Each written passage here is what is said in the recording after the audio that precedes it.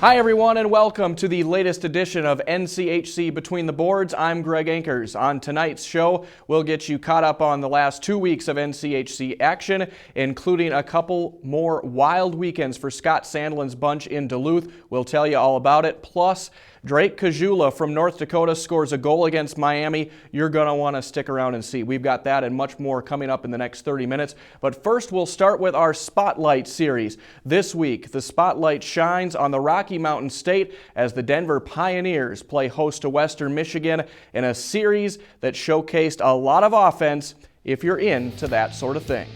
This would be a difficult series for one Tanner Gillette for Denver and Lucas Hafner of Western Michigan. Just under 4 minutes in, working on a power play, Kenny Morrison with the one-timer from the point makes it 1-0 Western Michigan. Up 2-0 later in the period. Justin Kovac skating in, finishes top shelf for a 3-0 Broncos lead. Denver, though, would start to chip away. Still in the first, Ty Loney going to get the rebound goal here to cut it to 3-2 after the first period. In the second, Denver looking for the equalizer, working a 2-on-1. Lucas Hafner comes up with a couple great stops, though, to keep the lead in Western Michigan's favor. But later in the period, on the power play, Loney again gets his second of the night with the goal to tie things up at 3 apiece. Denver would take the lead then later in the period. Joey LaLeggia, no angle, no problem, puts Denver out in front 4-3. In the third, though, Western Michigan battling back. Chris Dienis with the goal here to tie things up at 4 apiece with just a couple minutes to play. But less than a minute after that, Emil Romig with his first goal of the season. And that's your game winner as Denver takes the opener. 5-4 would be the final. Here's Coach Jim Montgomery following the win. Well, I give Western Michigan credit. They came out with a lot of purpose and a lot of pace, and they put us on our heels. We weren't ready to play. But I'm really proud of the group because our resolve this year, there's no way we win that game last year. And we have the ability to make plays. And, Joey LaLeggia was special, and I thought the MASH line and Marcinu's line were really good tonight. On Saturday night, Denver going for the sweep. Western Michigan, though, with other ideas. Striking first in the first, just a little over 5 minutes in. Aiden Muir skating in and puts the Broncos out in front 1-0. A minute 3 after that, Sheldon Dries with the goal to make it 2-0 Western. Denver, though, would cut the deficit in half. Still in the first, Joey LaLeggia on the power play. Skating in, gets the goal there to cut the deficit in half at 2-1. Again, still in the first, another high-scoring period. Kyle Novak with the power play finish there to put Western out in front 4-1 after one. Would that be too much for Denver to come back from? Daniel Doremus in the second period on the power play makes it a 4-2 game. Then Western answers back. Kyle Novak with the goal there to make it a 5-2 game. Denver trying to stay alive. Trevor Moore gets a goal here for the Pioneers, but it's not enough as Western Michigan gets the split and the win on Saturday night. 6-3 is your final. Coming up next, we'll dive back into the highlights and get you caught up on the rest of the action from Friday, November 7th and Saturday, November 8th. You're watching NCHC Between the Boards. Welcome back to the show. On paper, it looked like a series showdown that people were going to be talking about for some time as Minnesota Duluth made the trip down to St. Cloud to take on the Huskies in a battle for top dog in the NCHC. But this series would ultimately be decided on one side of the puck. Minnesota Duluth would open the scoring in the first. Justin Crandall sliding one in for the goal and a 1-0 Bulldogs lead. It would be 1-1 into the third on the power play. St. Cloud State working it down low. Patrick Russell beats the goaltender there for a 2-1 Huskies advantage. This one would go to overtime in the extra frame. Duluth comes out on top as Kyle Osterberg feeds Cal Dukowski for the game winner. Minnesota Duluth takes game one of the series in dramatic fashion, winning 3-2. In the series finale on Saturday, Duluth again would jump out in front. Dominic Toninato there for the goal and a 1-0 Duluth lead. Then Toninato later in the period trying to double the lead, crashing into Charlie Lindgren, but it stays a 1-all game at that point. It would be a 2-0 Duluth advantage in the second. St. Cloud State gets it working on the power play. Joey Bennick with the goal to cut the deficit to 2-1. But in the third, Crandall going to get the feed from Iafallo with the empty net, and that is the final as Duluth takes it 3-1 and gets a big series victory. On to Colorado College at Miami. Cody Bradley going to get the goal here for CC in the second, but this one would be reviewed and the post came loose, so we stay scoreless into the third. Finally, Miami gets on the board. Matthew Cato ahead to Alex Weidman for the goal, and it's a 1-0 Miami lead. 4 minutes after that, it's going to be Weidman again, this time from Riley Barber on the 2-on-1 feed, and Miami takes the series opener, winning it 3-0 the final. On Saturday night, Miami hoping to jump out a little quicker. 5 minutes in, Scott Dornbrock going to get his first career goal here to put the Redhawks out in front 1-0. It'd be 3-0 into the second. Colorado College, though, working on a power play just inside the blue line. Peter Stojkovic going to feed Aaron Harstead from the point. He gets the goal to cut it to a 3-1 game. But later in the second, closing moments of the period on the power play, Louis Belpedio with the goal there to make it 5-1. Miami gets the sweep with the 5-1 victory on Saturday night. In non-conference action, North Dakota faced off against a former WCHA foe in Wisconsin as they made the trip to Madison, Wisconsin to take on a Badgers team that entered winless on the season. Dave Hackstall's bunch looking to jump out early against the Badgers. North Dakota would not get off to the start it wanted to, down 1-0 in the second though, working a power play. Connor Gorder out in front, second effort is good. Ties things up at 1 goal apiece. They'd be down 2-1 in the third when Colton St. Clair finds a spot in the circle and he gets the one-timer to go to tie things up at 2 goals apiece. Then it would be the Michael Parks show from there. On the power play, Parks out in front, gets the goal here to put North Dakota out in front 3-2. Then 4 minutes after that, short-handed, Parks wins the puck battle here, skating in, and he goes top shelf for the goal as North Dakota wins the opener on Friday night. 4-3 would be the final. On Saturday, North Dakota looking to get out to a better start.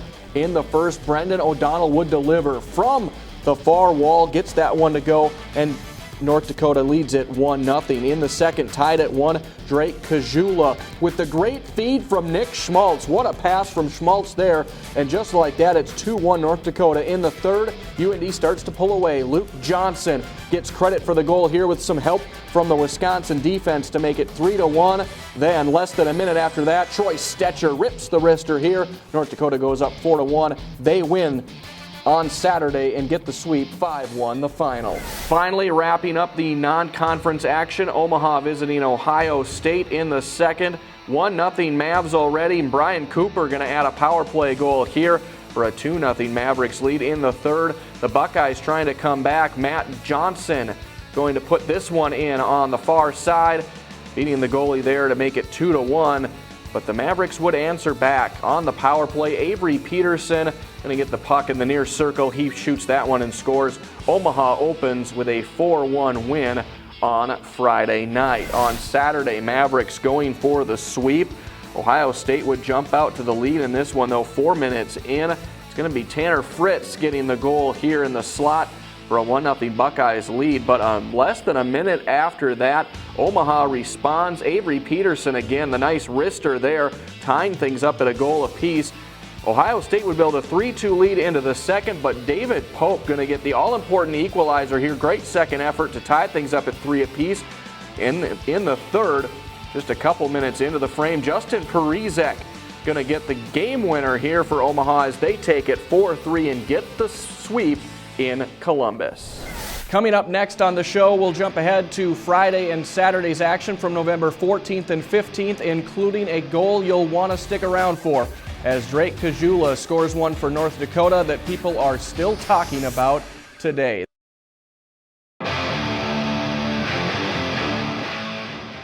Welcome back. A week ago, a top 10 showdown took center stage at Ralph Engelstad Arena in Grand Forks as 7th-ranked Miami entered to take on number 2 North Dakota in a pivotal series and a budding rivalry in the NCHC. Miami head coach Rico Blase would see his team jump out early in this one, just over 3 minutes in. Alex Gasek with the sweeping goal past St. McIntyre for a 1-0 Miami lead. Just a minute 6 after that, skating shorthanded, Gasek finds Sean Corrali on the 2-on-1, and just like that, it's 2-0 Redhawks. It'd be 2-1 in the second, skating shorthanded. More special teams play. Drake Caggiula decides to take this one himself, ties things up at 2 goals apiece. But later in the period, working a power play, Corrali comes calling again on the doorstep. There's your game winner. Miami takes game 1 of the series, winning it 3-2 is the final.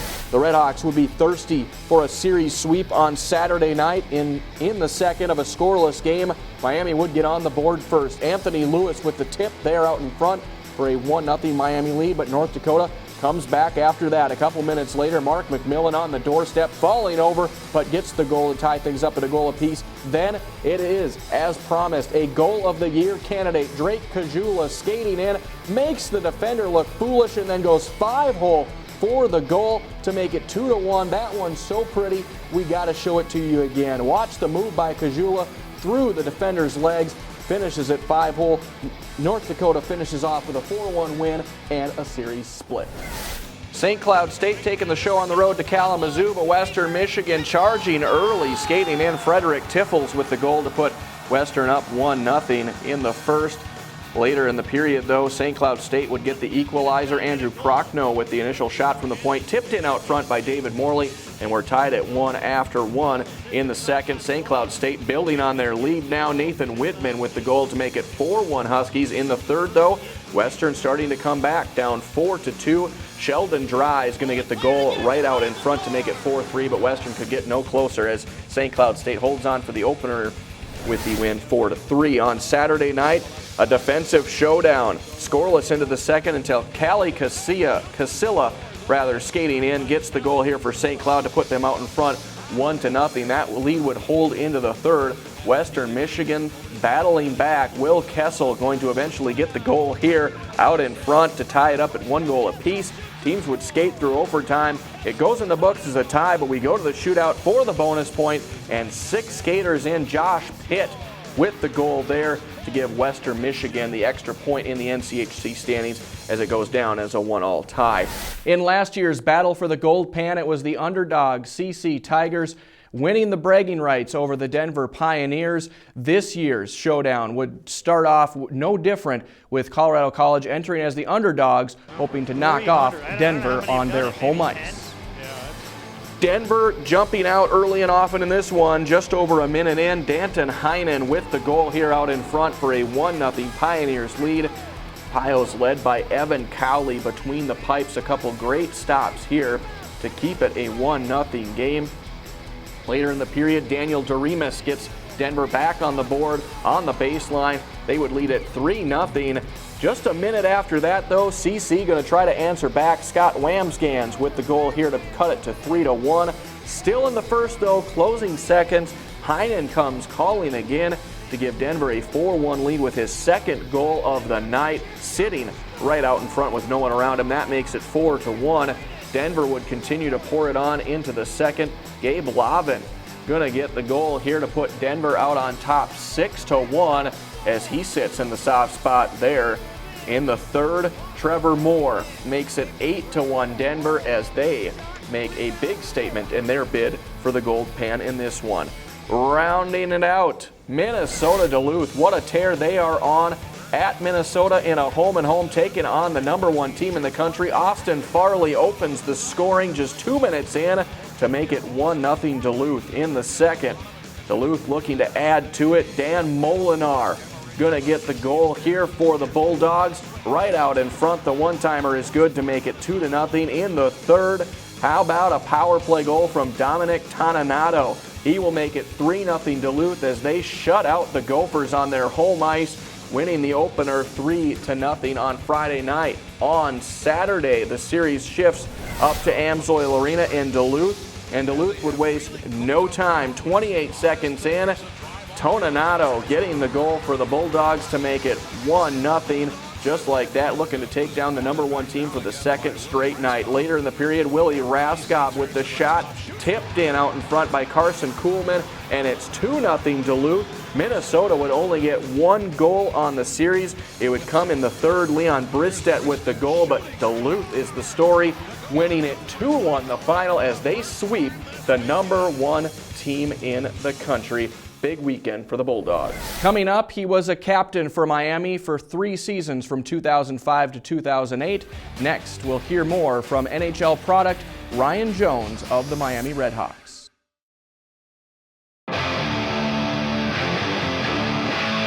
Welcome back to NCHC Between the Boards. He left his mark on the Miami Redhawks hockey program as he was a 3-time captain from 2005 to 2008. Now playing in the NHL, here's more on former Redhawk Ryan Jones from Miami University. I think being here, especially for all 4 years, prepared me really well to make the jump to the big leagues.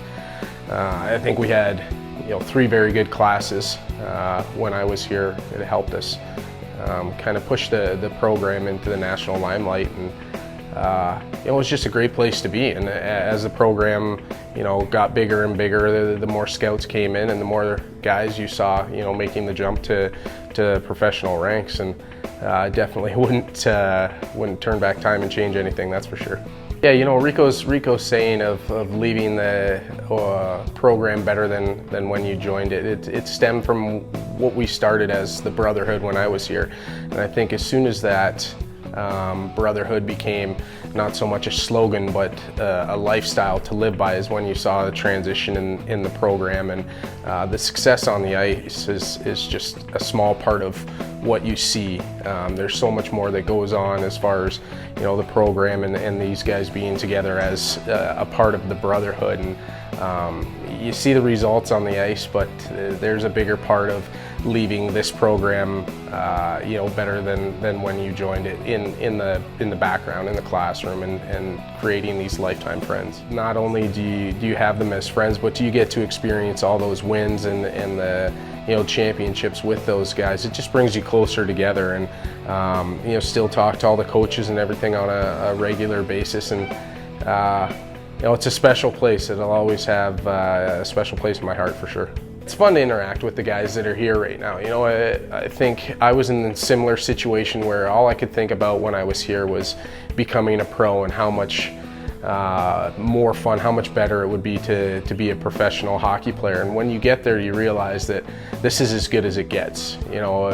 Being a part of something like this, a program like this, it doesn't get any better, because the business side of hockey kicks in when you become a pro, and it's not so fun.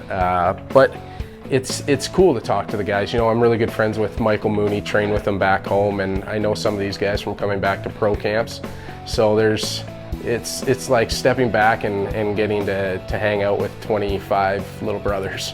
I just, the advice that I give these guys is just to enjoy their time, make sure that they're making the best of the situation and taking advantage of everything that they have at their fingertips here, the weight room, the shooting platform and all that. Those things are there for a reason. It's important to use them because those will make them better hockey players and make it easier for them to make the transition to professional hockey players. Coming up next on the show, who racked up the right stats to earn Player of the Week honors across the NCHC for the past 2 weeks? We'll let you know. Plus, we'll take a look at the latest polls and standings. That's next. You're watching NCHC Between the Boards.